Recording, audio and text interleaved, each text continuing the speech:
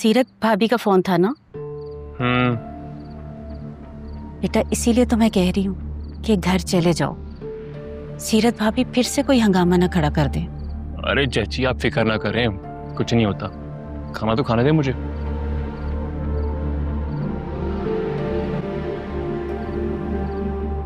अच्छा बना।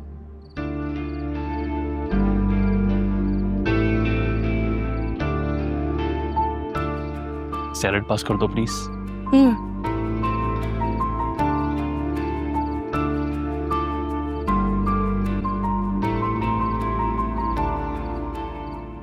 शबाना इमरान से कहो जल्दी गाड़ी निकाले। अस्सलाम वालेकुम भाभी।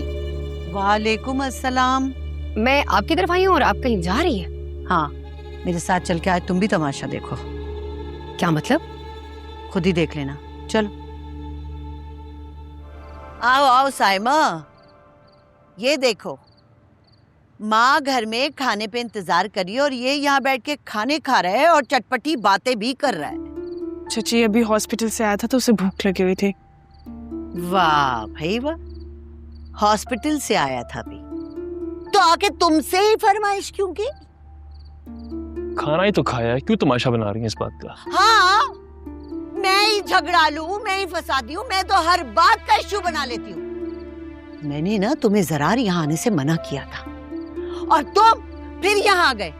अपनी माँ की बात की कोई अहमियत ही नहीं है तुम्हारी नजर में। चच्ची की तबीयत। चच्ची चच्ची चच्ची लगा रखी है।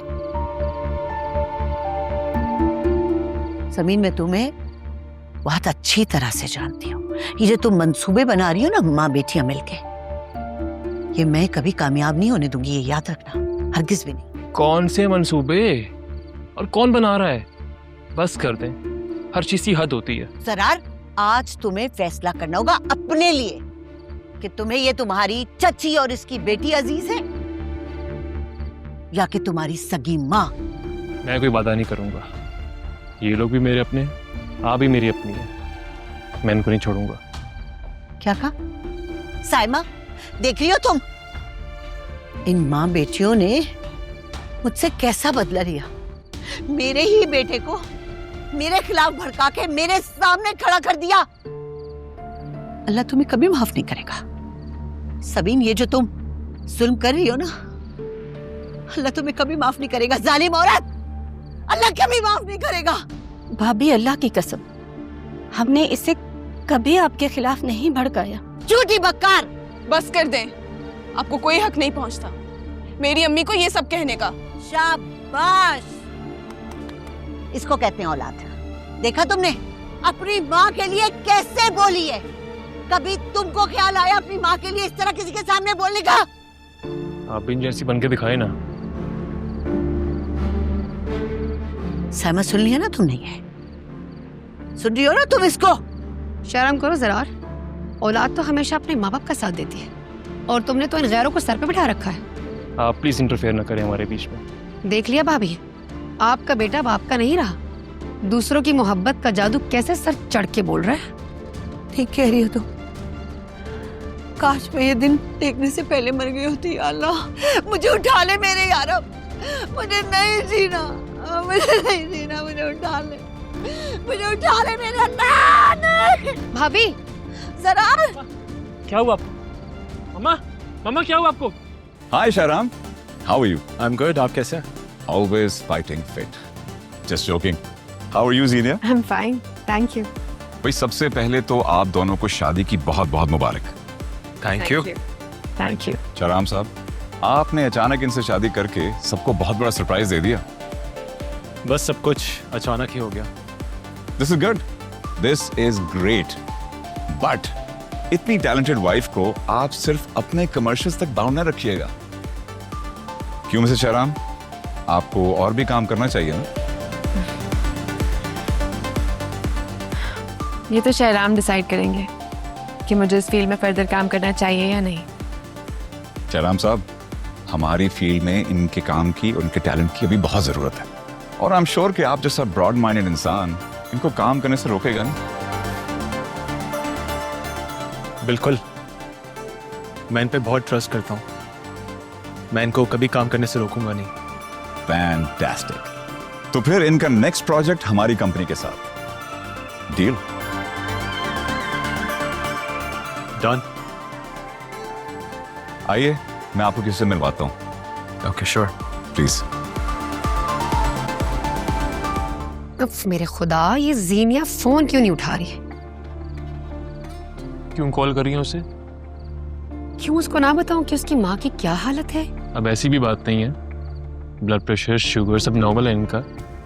इंजेक्शन दे दिया मैंने, ठीक हो जाएंगी।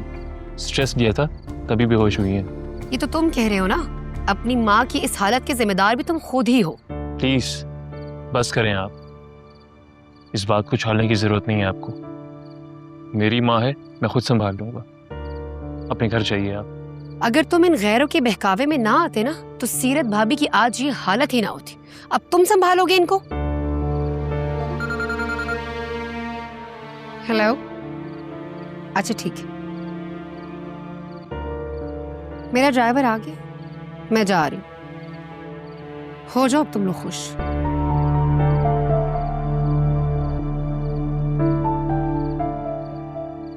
अब न जाने खानदान में क्या क्या बातें फैलेगी।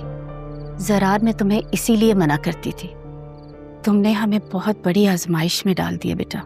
आपको किसी से डरने की जरूरत नहीं है, कुछ गलत नहीं किया आपने। तो तुम्हारी माँ अगर तुम्हें यहाँ आने से मना करती है तो मत आया करो ना बेटे। आपका भी तो हक है मुझ पर, कैसे छोड़ दूं मैं आप दोनों को? बेटा, तुम्हारी माँ का तुम पर पहला हक है और तुम्हारा पहला फर्ज भी यही है। अल्लाह तुमसे तुम्हारी माँ के हुकूक पूरे ना करने पर सवाल करेगा, हमारे नहीं।